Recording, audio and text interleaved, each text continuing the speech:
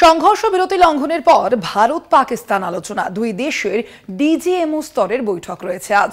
ভারতের তরফে বৈঠকে ডিজিএমও লেফটেন্যান্ট জেনারেল রাজীব ঘাই এবং পাকিস্তানের তরফে বৈঠকে DGMO major general Kashif Abdullah থাকবেন এবং হটলাইনে এই আলোচনা হবে। দুই দেশের আপনাদের জানিয়ে রাখি, অবশ্যই এই বৈঠক এই মুহূর্তে এই আবহে এই প্রেক্ষাপটে যথেষ্টই তাৎপর্যপূর্ণ। ঠিক এই বিষয়ে আমরা কথা বলবো। আমাদের সঙ্গে সরাসরি রয়েছেন কলকাতা টিভির মুখ্য রাজনৈতিক বিশ্লেষক জয়ন্ত ঘোষাল। জয়ন্তদা, যে বিষয়টা জানতে চাইবো, একেবারে যে পরিস্থিতি আমরা জানি, সংঘর্ষ বিরতির ঘোষণা হয়েছে এবং আজকের এই যে ডিজিএমওদের মধ্যে যে বৈঠক হবে তা যথেষ্টই তাৎপর্যপূর্ণ। মূলত কোন কোন বিষয় উঠে আসতে পারে আজকের এই বৈঠকে, কি মনে হচ্ছে?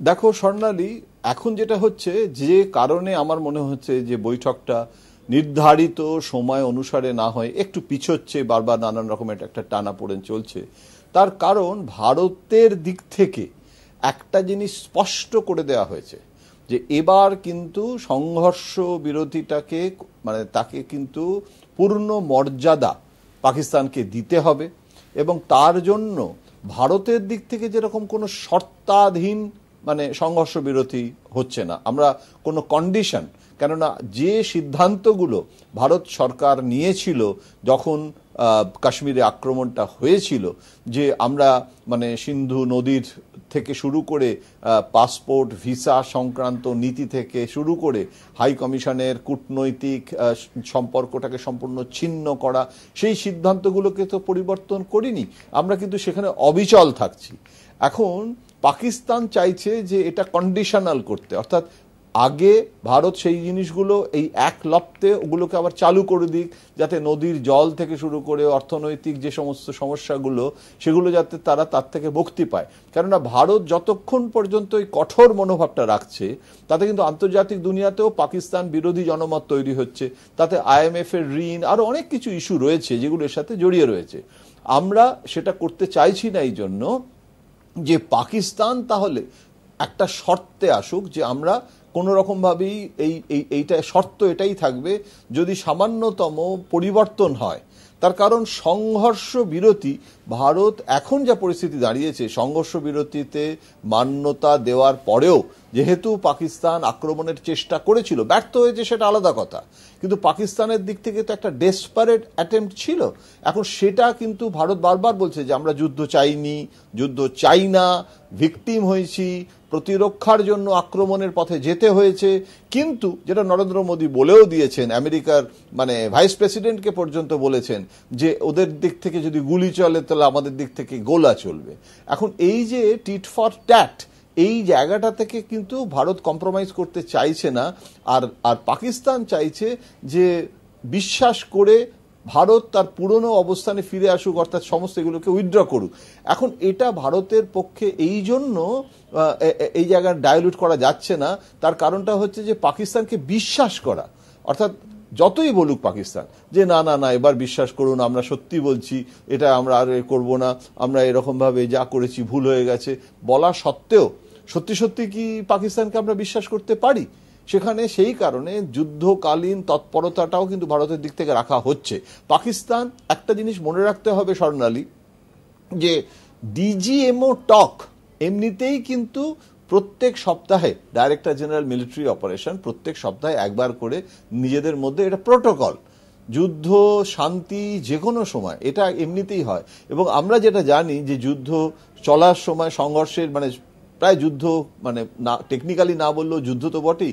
এই যে শেষ যে ডিজিএমওর বৈঠকটাতে বিকেল 5টা থেকে যেটা বলা হয়েছিল যে মান্যতা দেয়া হবে, তার আগেও অর্থাৎ ভারত যখন জঙ্গি ঘাঁটিগুলোকে নিশ্চিহ্ন করলো, টার্গেট প্রিসাইজড টার্গেট, ফোকাস টার্গেট, নিরীহ মানুষকে হত্যা না করে, তখনও কিন্তু একবার ডিজিএমও টক হয়েছিল।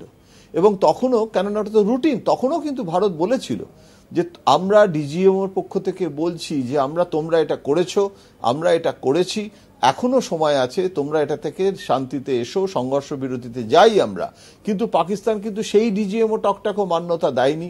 পরে যখন বায়ুসেনা থেকে শুরু করে সবকিছু দেখলো যে অ্যাক্টিভ, এবং আমেরিকা পর্যন্ত ভয় পেয়ে গেল যে পরমাণু শক্তিধর রাষ্ট্রের পাগলামি, তো সব দিক থেকে চাপও এলো এবং সেখানে কিন্তু পাকিস্তান সেটাকে মেনেও মানল না। এই কারণেই কিঞ্চিত দেরি হচ্ছে, কিন্তু আমি মনে করি স্বর্ণালী যে দেরি একটু হোক, কিন্তু এবারের মানে সংঘর্ষ বিরতিটা সত্যিকারের সংঘর্ষ বিরতি যাতে হয়। কেননা ভারতের একজন বিদেশ মন্ত্রকের একজন কর্তা আমাকে আজকে সকালবেলা কথা হচ্ছিল, আমাকে বলছিলেন যে আমরা এটাকে ঠিক সংঘর্ষ বিরতি বলতেই চাইছি না, আমরা বলতে চাইছি যে এটা হচ্ছে স্টপ অফ ফায়ারিং, অর্থাৎ গোলা বর্ষণ এবং সীমান্তে আক্রমণ প্রতি আক্রমণ বন্ধ করার সিদ্ধান্ত। সংঘর্ষ বিরতি তো তখনই হয় যখন আমরা মনে করি যে এটা শেষ হয়ে গেল। আমরা যদি সংঘর্ষ বিরতি একবার টেকনিক্যালি বলে দিই তাহলে কিন্তু অপারেশন সিঁদুরকেও আমাদের কিন্তু এখন যেরকম যেটাকে স্থগিত রাখা এক জিনিস আর প্রত্যাহার করে নেওয়া আর এক জিনিস। অপারেশন সিঁদুর কিন্তু এখনো পর্যন্ত প্রত্যাহৃত হয়ে যায়নি, অর্থাৎ শেষ হয়ে যায়নি, তৎপরতার সঙ্গে রাখা হয়েছে কিন্তু স্থগিত রাখা হয়েছে, অর্থাৎ একটা পজ দেওয়া হয়েছে, টিভিটা বন্ধ করে দেওয়া হয়নি, আমরা পজ করে রেখে ওটাকে স্টিলে রেখেছি, আবার একটু কিছুক্ষণ দরকার হলে ওটাকে আবার ফাস্ট ফরওয়ার্ড করা যাবে। এখন এই রকম একটা পরিস্থিতিতে যদি সত্যি সত্যি পাকিস্তানের সাথে একটা বস্তুনিষ্ঠ আলোচনা করে আমাদের অপারেশন সিঁদুরটা আমরা প্রত্যাহার করলাম, আমরা মনে করলাম সেরকম একটা জায়গায় যদি সত্যি সত্যি পৌঁছানো যায় তাহলে তো আমি বলবো ভালো। কেউ তো যুদ্ধ চায় না, কিন্তু এখনো পর্যন্ত স্বর্ণালী আমরা মানে সিঁদুরে মেঘ দেখে ভয় পাওয়াটা সেটা বা আমাদের শঙ্কা না যাওয়া, অর্থাৎ এরকম ভাবে আবার একটা কাপুরুষের মতো বিশেষ করে নিরীহ মানুষদের উপরেও তো আক্রমণ শুরু করেছে না।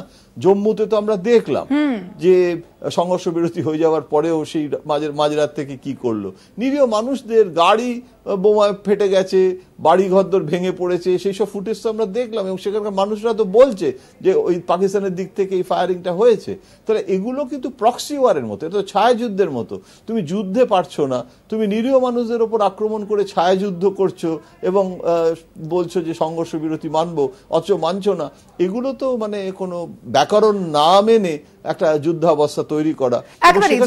এখানেই কিন্তু আরো একটা প্রশ্ন উঠে আসে, আজকের এই ডিজিএমও যে বৈঠক, সেই বৈঠক যদি সফল হয় তাহলে কি যুদ্ধের যে আশঙ্কা সেই আশঙ্কা কতটা কমবে?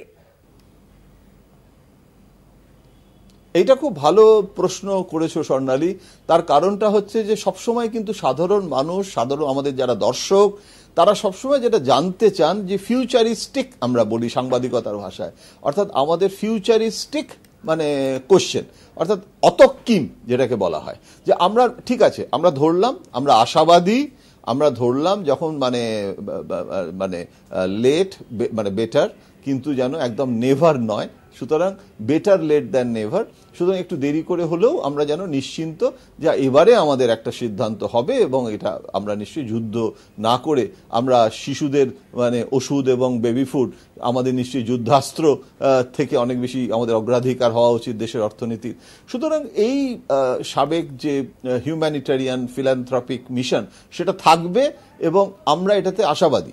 কিন্তু এখানে সবসময় যেটা মনে রাখতে হবে যে এই আশাবাদের মানে পাকিস্তানকে অন্ধভাবে বিশ্বাস করে, এবং সেখানে চীনও কিন্তু পাকিস্তানের সাথে তাদের বন্ধুত্বকে বাঁচিয়ে রেখেছে এবং চীনের ভূমিকাটা নীরব হলেও নিষ্ক্রিয় নয়, দুটোর মধ্যে তফাৎ আছে। মানে তুমি নীরব হতে পারো কিন্তু তুমি নিষ্ক্রিয় তো নাও হতে পারো। সুতরাং যুদ্ধের জন্য সব রকমের তৎপরতা, ডিফেন্সের প্রিপেয়ার্ডনেস যেটাকে বলা হয় প্রতিরক্ষার ভাষায়, সেই আর্মির প্রিপেয়ার্ডনেসটা কিন্তু জারি থাকবে বলে আমাদের মনে হয়। কারণ মানে পসিবিলিটি ফর এনি ইভেন্চুয়ালিটি, এটা ডিফেন্সের পরিভাষায়, মানে ready for any eventuality, any possibility, একেবারে যে কোনো রকমের পরিস্থিতির জন্য কিন্তু প্রস্তুত থাকতে হবে, একেবারে অবশ্যই। এবং এই প্রেক্ষাপটে আজকের এই বৈঠক যথেষ্ট গুরুত্বপূর্ণ এবং এর পরবর্তীতে কি হয় অবশ্যই সেদিকে আমাদের নজর থাকবে। তবে আপাতত ধন্যবাদ আপনাকে। আমরা কথা বলছিলাম, আমাদের সঙ্গে ছিলেন সরাসরি কলকাতা টিভির মুখ্য রাজনৈতিক বিশ্লেষক জয়ন্ত ঘোষাল।